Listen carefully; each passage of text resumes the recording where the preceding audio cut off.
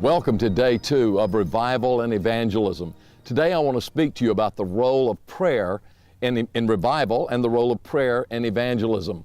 We saw yesterday that revival and evangelism are closely tied together, and that revival is the work that God does in our heart, and evangelism is the work that God does through our lives. And so as we are revived, we begin to share. Our hearts are after the heart of God. Now there's a reason for that, and there's a reason that prayer is so closely connected and tied to revival and evangelism.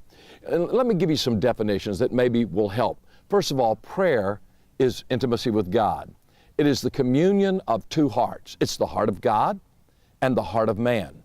Now out of those two hearts, which do you think we ought to give most attention to? The heart of man, which is this little bitty, sinful, deceitful, wicked heart, or the great, big, wonderful heart of God? Of course, it's the heart of God. And so prayer brings us into the presence of God to where we see His heart and we begin to long for what He longs for. Now when that happens, that's when revival begins to take place in our lives, when we have a heart that's after what's on His heart. And so we saw yesterday that how that heart is a heart of love and how God loves people. But it's very interesting. If you study the history of the church and you study the history of revivals, you'll discover that the greatest times of harvest, of people coming to Christ, have always come during times of great spiritual revival. And great spiritual revivals have always been preceded by great movements of prayer. There's always been some individual or some small group of people who began to pray. And as they began to pray and seek the face of God, then God moved and worked, and people's lives were changed, and entire communities and sometimes even nations were reached for Christ. In fact, in America, we have a wonderful, rich history of great awakenings that have taken place. We have, in other places, we've seen God move and work. In my own life, I saw God transform and literally change a nation. I saw Romania change. It all began in the 1970s when there was a pastor, Pastor Ololiviu, and Christians were persecuted. They suffered greatly for their faith. It was a very dark and difficult time, but Pastor Liviu said, and he told the people, I challenge you to pray. And he told them to pray in an unusual way. He said, pray that one day we will stand in the great stadiums of this country and preach the gospel.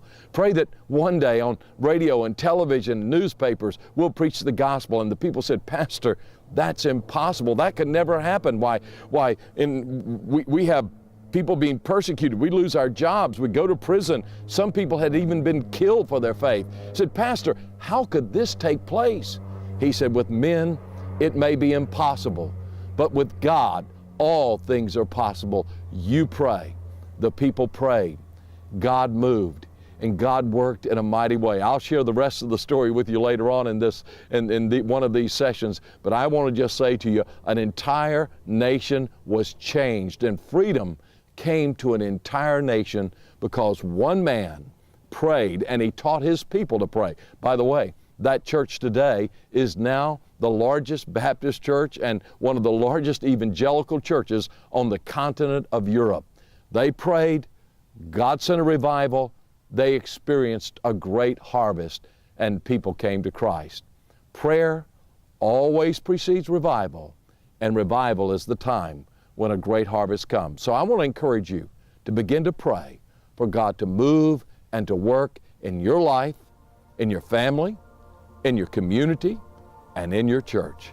God bless you, and as you pray, He will do great and mighty things.